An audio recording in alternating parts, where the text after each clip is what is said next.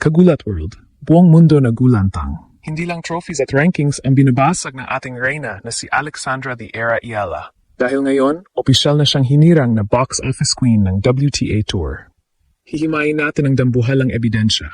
Mula sa Abu Dhabi, Doha, hanggang sa kasalukuyang Dubai Duty-Free Tennis Championships, isang pattern ang yunumayanig sa mga tournament organizers, ang The Ayala Effect.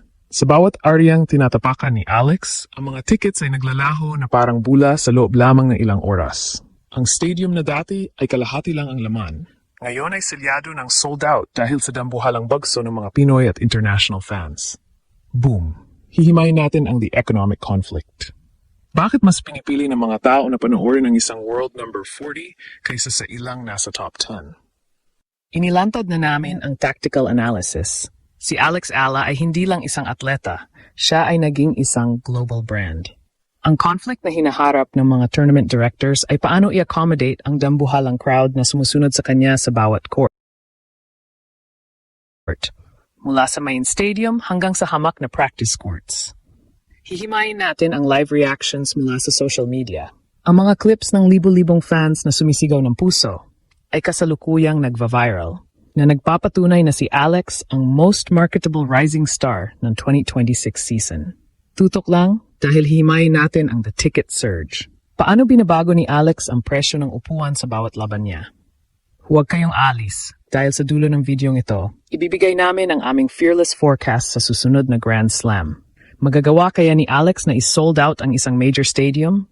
Siguraduhin na nakasubscribe ka na para sa ating Ayala Global Domination Updates. Ito ang ginulat ang mundo, kung saan ang bawat sold-out game ng Pinoy ay gulat ng buong mundo. Buong mundo ginulat.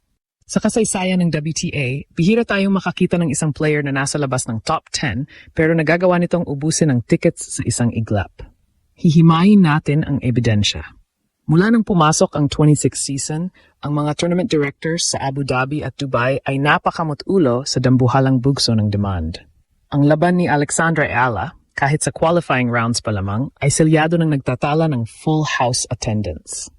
Ang conflict, ang mga organizers ay napipilitang magbukas ng extra seating sections at magdagdag ng security dahil sa dami ng fans na hindi makapasok. Boom! Ito ang tinatawag nating the Era Impact, kung saan ang bawat laro niya ay nagiging isang pambansang okasyon para sa mga Pilipino sa ibang bansa. Hihimayin natin ang the economic strategy. Bakit nga ba nagkakagulo ang mga tao? Inilantad na namin ang tactical view. Si Alex Ayala ang naging mukha ng inclusivity sa tennis. Sa bawat areyang tinatapakan niya, bitbit niya ang Pinoy diaspora, ang dambuhalang komunidad ng mga Pilipino na handang gumastos at sumigaw para sa sariling atin. Ang conflict na niyanig ni Alex ay ang tradisyonal na marketing ng tennis na nakatutok lang sa mga sikat na pangalan mula sa Europe at USA. Ngayon, ang mga sponsors ay nagkakandara pa na makuha ang mukha ni Alex dahil alam nilang selyado ang ROI o return on investment kapag siya ang nasa center court. Sinasabi ng mga marketing experts, Alex Ayala is the golden goose of Asian tennis. She doesn't just play, she draws a crowd that no other player in her ranking can command. Tingnan natin ang the social media surge. Ang bawat sold-out arena ay sinasabayan ng milyon-milyong views sa TikTok at Instagram. Hihimayin natin ang ebidensya ng kanyang star power. Kapag lumalabas si Alex sa tunnel, ang ingay ng fans ay sapat na para yanigin ang kumpiyansang kahit sinong kalaban. Ang conflict para sa WTA? Kailangan nilang i-adjust ang kanilang schedule. Noon, ang mga matches ni Alex ay nilalagay sa outer courts. Pero dahil sa dambuhalang demand, selyado nang inililipat siya sa center court para ma-accommodate ang libo-libong fans. Ang emosyon sa loob ng stadium ay palaging electric. Mula sa mga batang nangangarap maging tennis player hanggang sa mga FOs na nahanap ang kanilang saya sa bawat palo ni Alex, ang stadium ay naging simbolo ng pagkakaisa. Handa ka na bang makita ang pag-akyat ni Alex sa trono bilang pinaka-marketable na atleta sa mundo? Dahil sa bawat sold-out sign, ang bandila ng Pilipinas ang mas nangingibabaw. Buong tennis world na gulantang. Hihimayin natin ang dambuhalang shift sa viewership at gate attendance na dala ni Alexandra Ayala. Sa part 2 na ito, tutuklasin natin kung paano naging box office queen si Alex habang nilalagpasan ang kasikatan ng mga datihan ng top 5 players.